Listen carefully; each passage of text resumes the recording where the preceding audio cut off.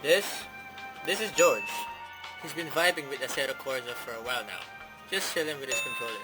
But lately, his controller is feeling kinda stale now, it's getting boring. Like, yeah, it's fun, but my guy is ready for something bigger. So, he checks his wallet, and yup, enough cash, and starts searching for a beginner wheel. After some digging, he finds it, the G29. A solid, beginner-friendly setup, and guess what? He's got money for it.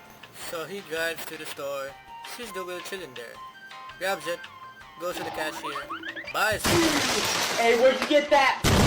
Boom, secured. So he gets back to his car, goes home, and he gets to work. He sets it up, and jumps straight into Assetto Corsa. He picks his favorite drift car, loads up his go-to map, and it's game time. Except things didn't go as planned. He was spinning out over and over again, crashing into walls, and let's just say the vibe isn't quite there yet. So if you're like George, struggling out how to drift, don't stress, I got you. Today, I'm gonna break it all down on how to drift, step by step, no fluff, just straight to the point tips to get you sliding like a pro in Assetto Corsa. Alright, let's send it. Alright, so in this video, we're breaking it down into 3 parts. Alright, so first we've got the edgy, where it all starts. Secondly, there are transitions, the heart of the drift. And finally, the grand finale, the munchie. Each part is crucial to pulling off a clean run, so make sure to stick around for the full breakdown. Alright, enough talking, let's get into it. The entry. It's the first and most critical part of any drift. This is where you initiate the slide and set the tone for the entire drift. To begin, let's talk about the clutch kick, one of the simplest ways to initiate a drift. Here's how it works. While holding the throttle down, you press the clutch quickly, just for a split second, and then let it go. This quick motion disrupts the grip of your rear tires, causing the car to oversteer and start sliding. Here's an example.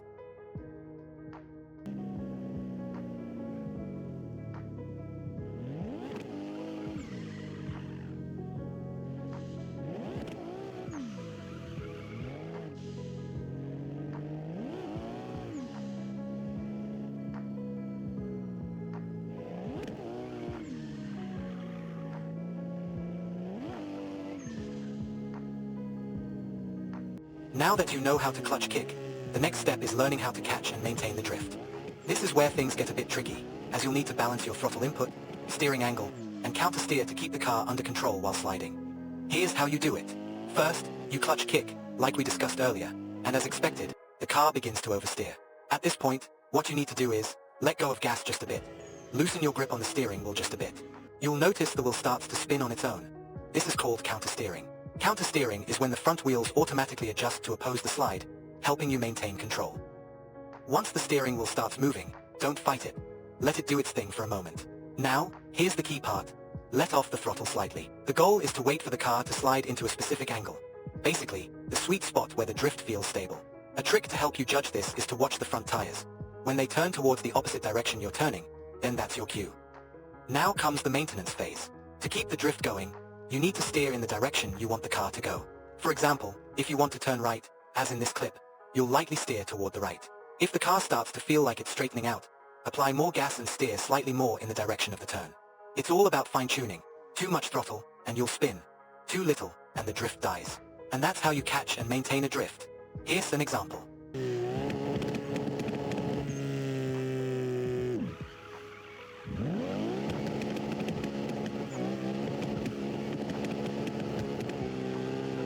Alright, you know how to entry now.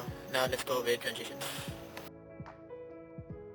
Oh my dog! What's up? Okay, so you've nailed the entry and figured out how to catch and maintain the drift. Now, let's move on to transitions, the part where you link one corner to the next. This is where things start to get fun and a bit tricky. Here's how it works. When you're exiting the first drift and heading into the next corner, start by slightly letting off the throttle as you approach the end of your first drift. This helps stabilize the car and prepare it for the transition. Next, let the car's weight shift naturally as you steer toward the next corner.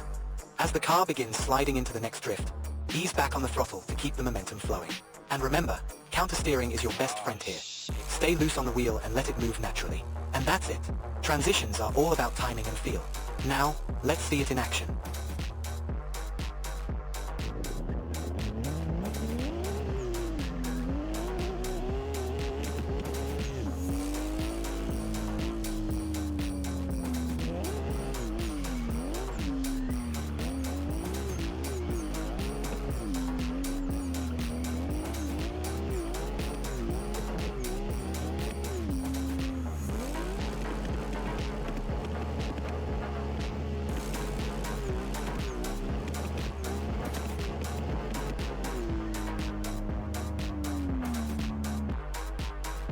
Alright, we talked about entries, transitions. Now we're gonna talk about mungies. Here you go.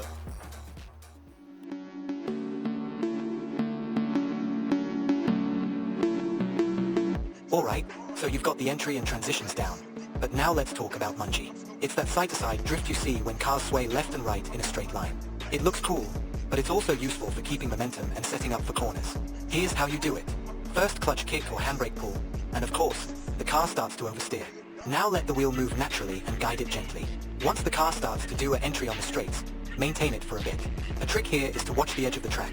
If it starts to get a bit close, you let go of gas just like in transitions, to make the car shift its weight to the opposite direction. Then you just do it over and over again. It's basically like this. Clutch kick, keep, release, back again. Keep and release and just do it over and over again. And that's how you do it. Now let's see it on action.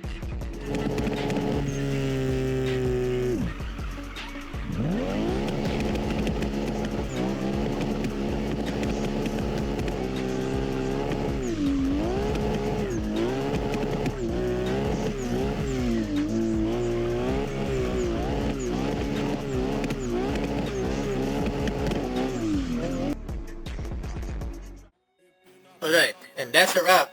We've covered the basics, entries, transitions, and mungie. Now it's all about getting out there and putting in the seat time. Drifting isn't something you master overnight, so don't worry if you're still spinning out or struggling to keep it smooth. Just keep practicing, stay patient, and you'll see the progress. Alright, that's it for now. See you in the next one.